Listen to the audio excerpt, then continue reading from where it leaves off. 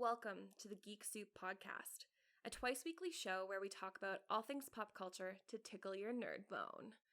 No matter where you're coming from, no matter who you are or who or what you identify as long as you don't identify as a serial killer or Lord Voldemort, you are welcome here. This is a safe space for you.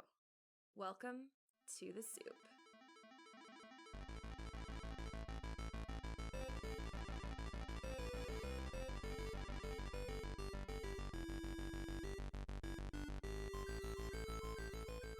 Hey everybody, welcome back. Thanks for joining me in another episode of the Geek Soup. So before I dive into today's Simtastic episode, I want to address an exciting rumor that I am optimistic as anything about, aka I'm hoping that these rumors are true, though I doubt it, but still, beggars can't be choosers. If you're a Mass Effect fan, then you've likely heard that GamesBeat's Jeff Grubb has said that EA wanted to announce the remaster in late October, but with COVID, they decided to delay.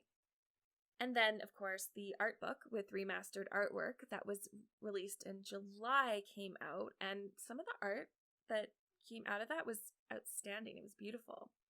Plus, new games with temporary cover art touting the remaster popped up on a Portuguese website earlier this week, and geeks everywhere went wild, including this one. Not to mention BioWare's increased Mass Effect presence on social media. I swear, it's like they were taking notes from my Mass Effect shitposting Tumblr. Anyways, I think it would be an understatement to say that I'm excited for N7 Day. I am also planning something huge for that day, so make sure that you stay tuned. Okay, well, let's dive into The Sims. The Sims was the first computer game I played other than those Monopoly and do you remember those other virtual board games that came with McDonald's meals? And this was like early 2000s, late 90s. I'm aging myself here. They were so much fun, and they were always exciting to see what you get. I think life was the best for me. But The Sims was really my first nosedive into video games. My older cousins played it, and I was allowed to play it when we would go over to their house, and everyone else was being social, and I wanted to be social with pixels, I guess.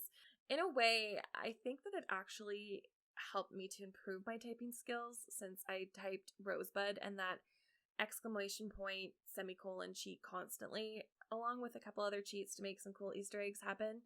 The Sims 2, I think, was what really introduced me to modding. I am a sucker for good hair. It's like that meme that I quoted a few episodes back. You can't save the galaxy if you ain't cute.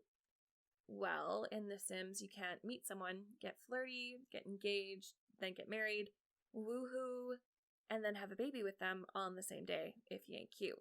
So I relied on other Simmers to create hairstyles that could basically get my sim laid. Of course, Sims 3 was a modder's paradise, and then what EA's done with The Sims 4 is, in my opinion, is a much better execution than what Bethesda was going for with Fallout 76. You know, that game, Fallout 76, where they gave you a base game and then we're just like, the modders will figure it out. Yeah, I'm really glad that EA didn't do that with Sims 4. Though I'm not EA's biggest fan, I do like what they've done with The Sims, even though it'll still always be Soul Max's game in my heart. And they even have that new Sims building reality show, which is a sentence I thought I'd never say. Has anybody checked that out? I haven't. I honestly, I like the buildings and all of that, but I'm just not really into The Sims for the architecture. I just don't know if I would appreciate the show. But if anybody has seen it, please let me know what you think. Is it good? Is it something that I should invest my time in? What happens in it? So this episode is a small celebration of The Sims and a small celebration into my intro into gaming. And that feels so funny to say now because I'm obviously more familiar with RPGs and first-person shooters, etc. But I think for many early millennials like myself, The Sims and those McDonald's digital board games that was gaming. Also the pinball game that just came with your PC. That was some serious gaming right there. Before we jump in, we're only going to have one extra segment today. I feel like the last episode's What I Give a Fuck About Today snippet just needs to stand on its own for a week or two. But let's dive into only good news. This is only good news on the Geek Soup podcast. I am a sucker for animals and happy stories containing animals. I don't do sad animal stories. It hurts my heart way too much. And it's why I don't see movies like Marley and Me, or why I wanted to walk out of the first John Wick movie, but my husband made me stay. Anyways, today's good news comes from an IKEA store in Catania, Sicily, where they don't just sell furniture. The store actually opens their doors to stray dogs and feeds them, and lets them sleep in the store's displays. Apparently, customers go so gaga for this that a lot of these dogs are actually adopted out by the same customers. And that's one way to get foot traffic in and help stray dogs in the process. So huge kudos to store owner Giovanna Pecorino for her incredible initiative. If I ever get over to Catania in Sicily, I think IKEA might be my first stop.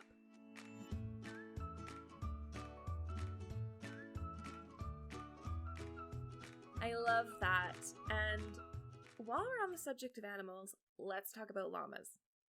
More specifically, llamas and The Sims. I was one of those simmers that just thought that the llamas were some weird dev input that may have been a running joke, and the game was pretty weird anyways, so I just left it off. And then I played the Sims Castaway Wii game, and there were llama gods. And in SimCity 4, you could use a cheat to turn your city advisors into llamas. So as time went on and I continued playing the games, I couldn't help but ask, what is with the llamas? So if you've ever asked yourself this late at night when you're lying in bed and thinking about everything you've ever done wrong in your life, maybe I can at least bring some closure to this. According to game creator Will Wright, the llama was actually voted in by Max's employees as their informal company mascot. Apparently, it was a three-way race between a Boston tree fern, a beef tapeworm, and the llama. And, of course, the llama won. Everything else in the games makes sense after this. A Boston fern, a tapeworm, and a llama. I did mention that the games were weird, right? And so the llama has become a running gag in most of Wright's games, even Spore, where you might be asked to find some llama statues for aliens. We also have seen the llamas in every single Sims game to date. So now you can sleep soundly knowing the somewhat anticlimactic reason as to why we see so many fucking llamas in The Sims. I remember thinking it was oddly hilarious when my Sims would call someone to come over in the first game and be told that they couldn't because they had to walk their llama. And I think I'm going to use that one from now on. Another thing that I always wondered about was what languages Simlish, which is the language they speak, is made up of, and why they went with that in the first place. Now, it sounds odd to think of The Sims as speaking anything else at this point. Obviously. And we even have real singers singing their songs in Simlish. That's one thing that I loved about The Sims 4, and I actually like some of the songs, is if you go into the music library and you check out some of the music, there's a song specifically, it's called Something American by Jade Bird. It's beautiful in Simlish and in English, so I highly recommend going to the music library and just having a listen. Simlish has got to be like Klingon now, right? People can actually speak it like Elvish. I'm not knocking it. If you know Simlish, please tell me how you learned it and if it's easy or not, because I looked up Simlish and no one really knows what languages make it up since nothing has been confirmed, but the guess is that it's a mixture of Ukrainian, Navajo, Romanian, Irish, so Celtic, I guess, Tagalog, and even just gibberish. Which, honestly, at this point, I believe just about anything when it came to Simlish. The cool thing about Simlish is that it was created because Wright wanted the games to have universal appeal, and he didn't want to translate into many languages. So he basically created a new language and saved money, which is, that's multitasking right there. One of my other favorite things about The Sims is how easy it is to cheat. EA even has a list, which isn't full, but it's enough to get you started, of cheats on their official Sims website. And it's no secret that everyone cheats. At The Sims, Okay, if my husband is listening, cheat at The Sims only. If you're looking to go even further into your cheating, then I recommend Carl's Sims guides. He has them for all 4 games, I believe, and their respective expansions. Hey, Carl, if you're listening, thanks for helping me cheat at The Sims. Cheat at The Sims. Joking aside, while I do like the cheats, and I've obviously used them throughout all games, there are some playthroughs that I try not to use cheats at all. Other than maybe just turning cheats on, just in case. In The Sims 4, this is done through typing testing cheats enabled, all one word, into the cheat bar. Or having it so that I can fully control the character creator using the cheat. Again, this is Sims 4 only. CAS.FullEdit mode, all one word. This way you can tweak whatever and whomever because, well, I mean, as I said before, you gotta be cute. Sometimes it's hard. Sometimes you just gotta make yourself a painting goblin. Now, if you don't know what I'm referring to here, then congrats! You are not a virtual psychopath. But I think that most Simmers will know what a painting goblin is. So I guess we're all virtual psychopaths.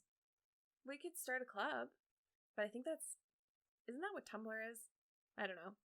I don't know if it started with the Tumblr post in particular, but the one that I see constantly is the one where somebody has posted that they used to create a character who was just deformed and then give them traits like creative, hates the outdoors, loner, and then put them into a basement where they have the bare necessities: a kitchen, bathroom, bed, and a painting easel. Then they remove the door and build a home with a nice family on top of it.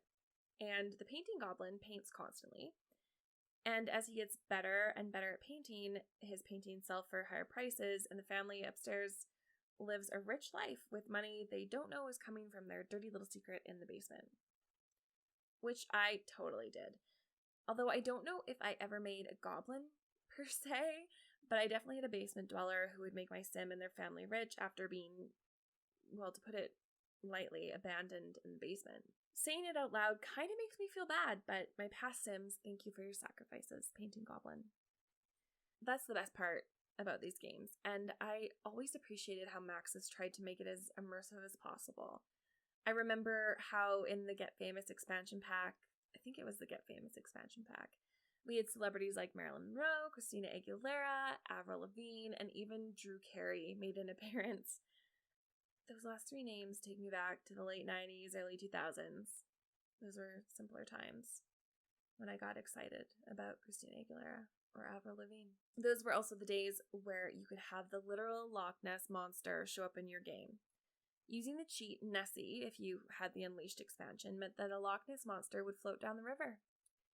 I miss Nessie. I wish they'd bring her back, and as I say that, I think they actually have. I think there's a part in Island Living where you can see Nessie. I don't know. Somebody tell me if that's true or not. If it is true, I would love to see it where we could have a sim death by drowning by Nessie or being eaten by Nessie or the Kraken or something. I mean, I'm pretty sure that there was a Kraken in Sims 3 that could kill you, so why can't they bring that to Sims 4? If you're like me, then you most definitely had all the expansion packs. I guess I should have caught on early with EA after all those expansion packs I wasted my allowances on. EA really loves the DLC stuff. I feel like I should have seen it coming when I purchased Mass Effect and Dragon Age, and I'm sure there would have been with Andromeda too. But, of course, I purchased all the Sims 4 expansions, and I have all of the Sims 2 expansions still in their huge CD boxes. I also have the Sims 3 expansions, some in CDs, but mostly through Origin. Not that any of that matters, and that kind of was a weird flex. Well, I have all of the Sims expansions. For real though, can I sell this for money now? Sims 4 took me a while to get into. I loved The Sims 3, and making the switch to The Sims 4 felt wrong for some reason. But I'm glad that I did because the game is much more versatile, and it's got way more mods, for one, cheats, and little secrets that I didn't know about until I was doing some simmy research. Now I'm just going to have to play The Sims again and try to play most of the secrets that I didn't know for myself. Here are my favorites and the ones that I am going to try on my next playthrough. One thing that isn't a secret is that the relationships are the part of the game that is the most fun, especially in Sims 4, because of the way that they label the relationships. You can be enemies with benefits, lovebirds, etc., and it's fun to kind of collect these different labels, especially if you're going for the Don Lothario type aspiration to have a lot of boyfriends and girlfriends. I didn't know that you could get certain buffs after certain interactions, with the obvious exception of flirt interactions. But did you know that if you share a secret and have a deep conversation, or brighten their day, or flatter them, you can get a deep connections buff? Obviously, this is useful in building friendships, but I love that they included these buffs after these interactions, because it's kind of true to form, isn't it? It's kind of true to real life and really adds to that immersive experience. One thing I had no idea about that is totally base game as well, and I can't believe that I didn't know this, was that you can just click on energy, hunger, social, whatever in the needs panel to have your sim try to go ahead and fill those meters on their own. And this explains so much, and I'm embarrassed I didn't know this because I just thought my game was glitching when my sim suddenly decided that they have free will. So, wow. I'm glad I know that now. One of the newest expansions, Nifty Knitting, which I haven't played yet, so I guess my weird flex wasn't totally true, has a great curse that is somewhat hidden, and I love the real world reference as well. I get total second season Office vibes from this. I think it was the second season. I'll explain why later. If you gift a sweater to your significant other in The Sims, then you are cursed with the sweater curse. It means that you'll have shitty luck in relationships until you finish a certain knitting aspiration, and I'm sure that this isn't a direct reference to this since this is a running joke in all of humanity, but it reminds me of the Christmas episode in The Office where Pam gets the iPod at first. You know, the one where Jim bought her the teapot, but then she goes for the iPod at first, of course. And Roy is all excited about it, and he goes, "Oh, great, now I don't have to get you one for Christmas." And Pam says, "Well, what are you going to get me then?"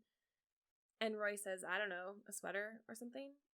And her face is every person's face when they get that answer to that question. And it also kind of reminds me of that old Weezer song. You know, it's like, "If you want to destroy my sweater." That one? Yeah, again, like I said, I'm aging myself. But as weird as EA is with these games, weird is awesome, and I love that they have stuff like this that can help us recall whether it's an Office episode or an old Weezer song, or just the hatred that you felt when you got that sweater for Christmas last year. It's really cool that Sims includes stuff like this. Something that is a little more creepy, but also a curse, is in the Realm of Magic expansion. So in Realm of Magic, your witchy sim has a power meter that, when overcharged, can burst forth and cause some pretty interesting disasters for your sim. Every now and then, if your sim experiences one of these bursts and it goes wrong, it goes real wrong. They can bring upon themselves the curse of the Night Stalker, which kind of sounds like the title of a Stephen King book. And Stephen, if you're listening, which I highly doubt you are, The Curse of the Night Stalker, I think, should be your next book. It sucks. Not the book, Stephen, the curse. It's akin to some of the curses you can get in Jungle Adventure, where you're marked for death, but it's typically less lethal, at least to some. A slightly terrifying ghost, and it's kind of creepy, not gonna lie, will stalk your sim, just as the title of the curse suggests. It will randomly scare them, and your sim might find it hard to sleep. Wouldn't we all? But thankfully, it can be removed with a curse removal potion. Another thing I didn't know was, in the university expansion, you can actually join a secret society. I don't know if it's supposed to be the Illuminati, or I'm really hoping that it's not the secret society that David Cameron was a part of. Look that up if you want a good laugh. But I also feel like a noob about this because apparently it is well known, but if you live under a rock like me, then it's worth knowing. If you have university, you know that you can leave things at the statue at your school for academic blessings. But if you leave certain things there, like rare crystals or metals and certain baked goods, you can expect a representative from the secret society to contact you. Being a member of the secret society gives you some cool powers that are mainly helpful when you're doing homework and going for your degree, and once you graduate you lose them, but it's a really cool little hidden gem that, again, helps to make the game more immersive. The Sims 4 and all the other games are chock full with secrets and Easter eggs, and because of time I can't go over all of these today, but make sure that you join us on Patreon if you'd like to get more of them. The Easter eggs in The Sims are fantastic. My favorites, of course, have to be the ones referencing Mass Effect. The most obvious one is the video game you can play on the console entitled Density Effect. And if you watch the TV show while your sim is playing it, it does have a couple of callbacks to the game, although whatever gun they're using is definitely not canon in the Mass Effect universe. There are a few more Mass Effect Easter eggs throughout the series, starting in The Sims 3. You can paint a masterpiece that looks suspiciously like an Asari, and in the Ambitions expansion, when you travel to the future, you get a Mass Effect reference about appearing in the middle of a crowd celebrating a space shepherd that saved the galaxy from an ancient machine god threat. Yeah, that couldn't be more obvious.